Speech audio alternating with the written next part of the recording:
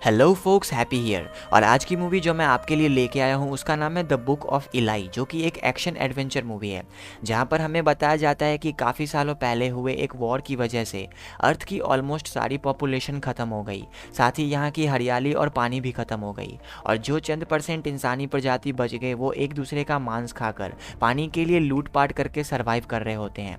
यहाँ पर हमें इलाई नाम के एक आदमी को दिखाया जाता है जो काफ़ी सालों से वेस्ट की तरफ एक सफ़र पे है। ये कौन सा सफर है और इलाई इस सफर पर क्यों है वो आपको आगे पता चलने वाला है। इलाई पानी की तलाश में एक छोटे से घर के अंदर घुसता है जो कि अब तबाह हो चुका है।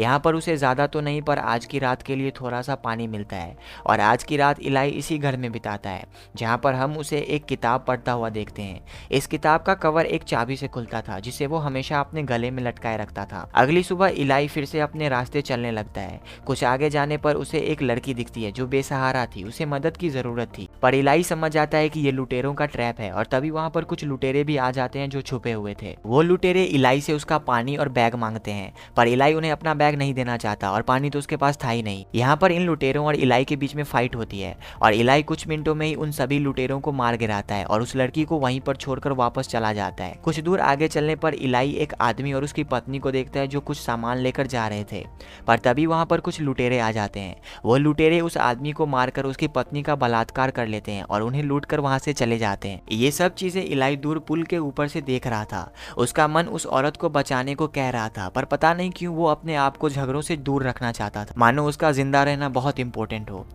इलाई फिर से अपने रास्ते चलने लगता है और आज शाम होते होते वो एक बस्ती में पहुंचता है। यहाँ पर हम इलाई के साथ साथ बाकी लोगों में एक चीज कॉमन नोटिस करते हैं। वो लोग अपने आंखों को काले रंग के चश्मे से ढक कर रखते थे। दरअसल उस वॉर के बाद सन की रोशनी इतनी ज्यादा हो गई कि ये लोग अब खुली आंखों से घूम भी नहीं सकते। यहाँ पर इलाई एक इंजीनियरिंग शॉप में घुसता है। हालांकि पहले तो उस शॉप का मालिक इलाई पर गन तान देता है, पर इलाई उसे समझाने में कामयाब होता है कि वो एक लुटेरा नहीं बल्कि मुसाफिर है जो अपनी एक बैटरी चार्ज करवाने के लिए यहाँ पर आया है, और इसके बदले में वो उसे कुछ चीजें भी देता है जैसे कि एक अमेरिकन लाइटर। दोस्तों, ये एक ऐसा वक्त आ चुका है जहाँ पर पैसों का कोई मोल नहीं है। अगर किसी को कोई चीज खरीदनी होती है तो उसे अपनी चीज देनी पड़ती है, जैसा कि पहले के जमाने में होता था। वो दुकानदार उस बैटरी को चार्ज में लगा देता है और इलाई को सामने के एक सिनेमा हॉल में वेट करने को कहता है, पर इलाई नहीं जाता, वो वहीं पर रुकता है। वहीं हमें उन लुटेरों को दिखाया जाता है जिन्होंने उन दोनों पति पत्नी को मारकर उन्हें लूट लिया था। ये लुटेरे इसी बस्ती में रहते हैं और यहाँ पर वो कार्नेगी के लिए काम करते हैं। दरअसल कार्नेगी ने ही इस बस्ती के सभी लोगों को यूनाइट किया होता है और यहाँ के लोग कार्नेगी से डरकर उसकी रिस्पेक्ट करते हैं। यहाँ हमें पता चलता है कि कार्नेगी किसी खास किताब की तलाश में है और इसीलिए उसने उन लुटेरों को हायर किया होता है। ये लुटेरे कार्नेगी के लिए काफी सारी किताबें लाते हैं, लेकिन इनमें से वो किताब नहीं होता जिसकी तलाश उसे है। यहाँ पर ये लुटेरे कार्नेगी को एक छोटा सा बॉटल देते हैं। ये एक शैम्पू का बॉटल होता है और इसे देखकर कार्नेगी काफी खुश होता है, क्योंकि इस टाइम पे ये शैम्पू का बॉटल किसी खजाने से कम नहीं।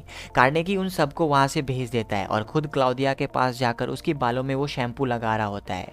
क्लाउदिया एक अंधी औरत है, पर वो कार्नेगी की पत्नी नहीं है। अब आप समझ जाओ कि वो क्या हो सकती है। वहीं हमें इलाई को दिखाया जाता है जो पानी की तलाश में उस सिनेमा हॉल में जाता है।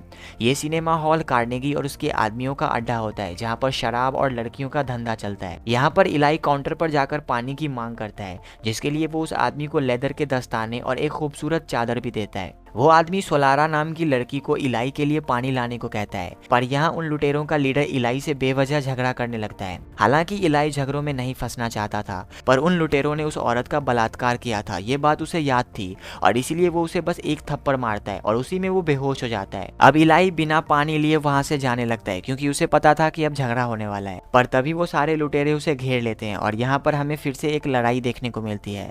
पर यहाँ भी इलाई उन सबको मिनटों में खत्म कर देता है, पर तभी वहां पर सोलारा आ जाती है। वो जोर से इलाई पर चिल्लाकर उसे रुकने को कहती है और साथ ही वहां पर कार्नेगी भी आ जाता है। कार्नेगी इलाई से काफी इंप्रेस होता है। वो उसे कहता है कि इस बस्ती को बसाने में मैंने बहुत मेहनत किया है और मैं इसे और फैलाना चाहता हूँ, जिसके लिए मुझे तुम्हारी मदद चाहिए।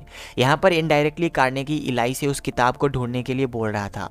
इलाई साफ इनकार कर देता है और कहता है कि मैं वेस्ट की तरफ एक सफर पर हूँ और मुझे आपकी मदद करने में कोई इंटरेस्ट नहीं है। यहाँ कार्नेगी इलाई को आज की रात यहाँ पर रुककर उनके खातिरदारी देखने को कहता है और फिर कल सुबह जवाब देने को कहता है।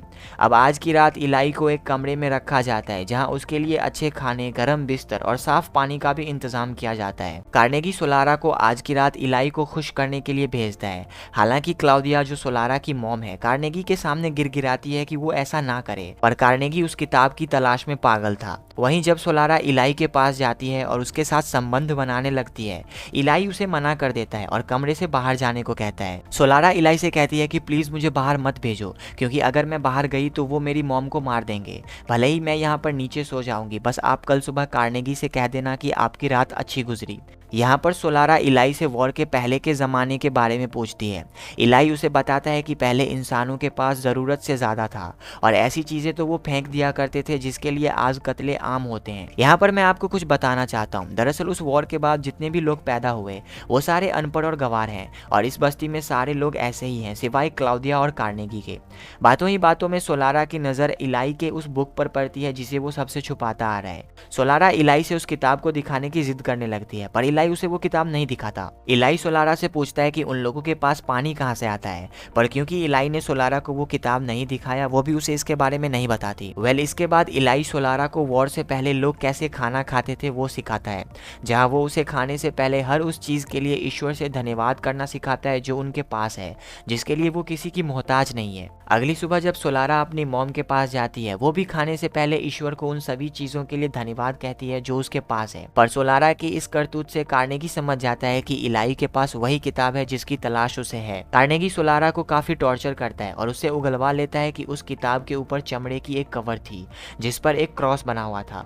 यहाँ हमें ये मालूम पड़ता है कि इतने सालों से कार्नेगी जिस किताब की तलाश में है और इलाई जिसे छुपाता आ रहा है वो एक होली बाइबल है। कार्नेगी जल्दी से अपने आदमियों के साथ इलाई के कमरे तक पहुंचता है, पर अब तक इलाई वहां से भाग चुका था। वहीं हमें इलाई को दिखाया जाता है जो उस इंजीनियरिंग शॉप से अपनी बैटरी वापस लेकर जाने लगता है, पर जैसे ही वो बाहर निकलता है कार्नेगी और उसके लोग उसे घेर लेते हैं। कार्नेगी इलाई से वो बाइबल मांगता है। दरअसल इस समय इंसानों के जीने के लिए एक विश्वास की जरूरत है और ये विश्वास उन्हें सिर्फ इस किताब के शब्दों से दिया जा सकता है।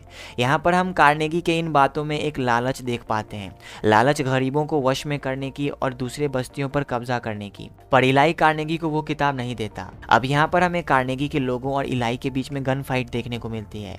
इस गन फाइट के दौरान इलाई सबको मार देता है और कार्नेगी के पैर में भी गोली लग जाती है और वो वहां से चला जाता है। इसके बाद हमें दिखाया जाता है कि इलाई वापस वेस्ट की तरफ बढ़ रहा था। यहाँ सोलारा भी उसके पीछे पीछे आ रही थी। दरअसल वो उसके साथ वेस्ट की तरफ जाना चाहती है, पर इलाई उसे अपने साथ ले जाने से मना कर देता है। सोलारा इलाई से कहती है कि अगर वो उसे अपने साथ ले जाएगा तो सोलारा उसे उस जगह पर ले जाएगी जहाँ से उन्हें पानी मिलता है। इसी के साथ सोलारा इलाई को एक गुप्त झरने के पास लेके जाती है जो अंडरग्राउंड था।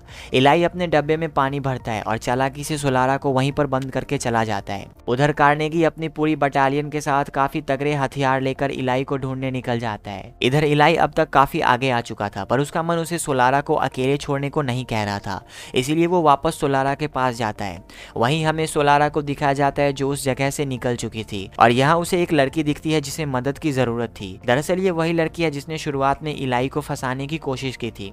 सोलारा उसके पास जाकर उसकी मदद करने लगती है। तभी वहाँ दो लुटेरे आते हैं और सोलारा के साथ जोर जबरदस्ती करने लगते हैं, पर इलाई टाइम पर आकर सोलारा को बचा लेता है और उसे अपने साथ ले जाता है। उधर कार्नेगी और उसके लोग भी इलाई का पीछा करते करते उस जगह पर पहुंचते हैं जहां पर उन दो लुटेरों ने सोलारा के साथ जोर जबरदस्ती की थी।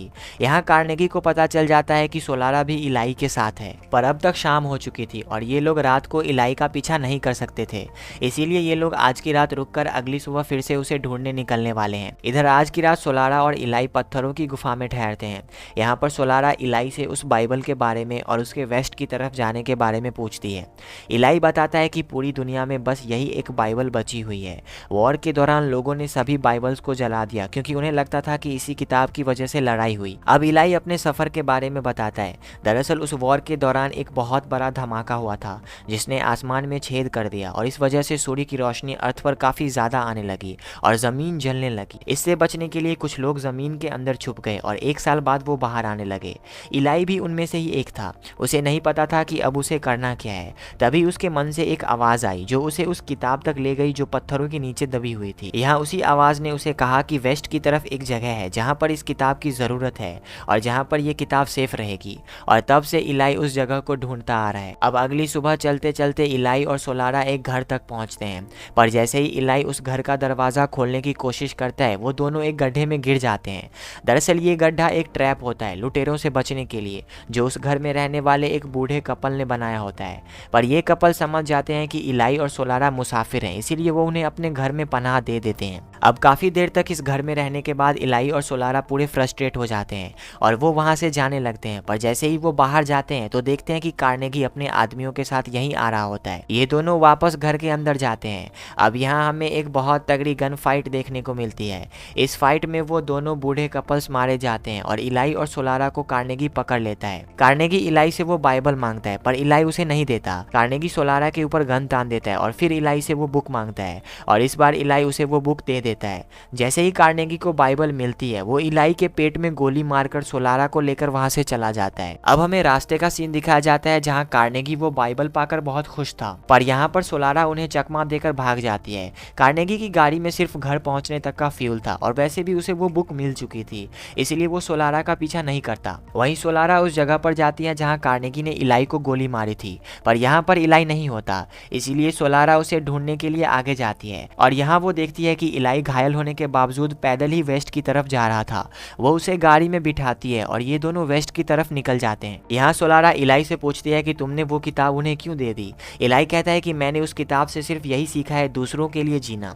अब लगभग पूरे 1 दिन के सफर के बाद ये दोनों वेस्ट की एक ऐसे जगह पर पहुंचते हैं जहाँ पर थोड़ी थोड़ी हरियाली थी और एक समुद्र भी था। यहाँ से ये दोनों बोट के थ्रू एक मकान तक पहुंचते हैं। एली को बाहर ही रोक लिया जाता है, उसे अंदर नहीं आने देते, पर जब एली कहता है कि मेरे पास एक बाइबल है फिर उसे अंदर आने देते हैं। दरअसल ये एक म्यूजियम जैसा होता है जहाँ पर उन सभी चीजों को रिस्टोर किया जाता है जो वॉर में नष्ट हो गए, ताकि आज की इंसानी प्रजाति को जिंदगी जीने के तौर तरीके पता चले। यहाँ इलाई से बाइबल मांगी जाती है, वो उनसे बहुत सारे पेपर लाने को कहता है।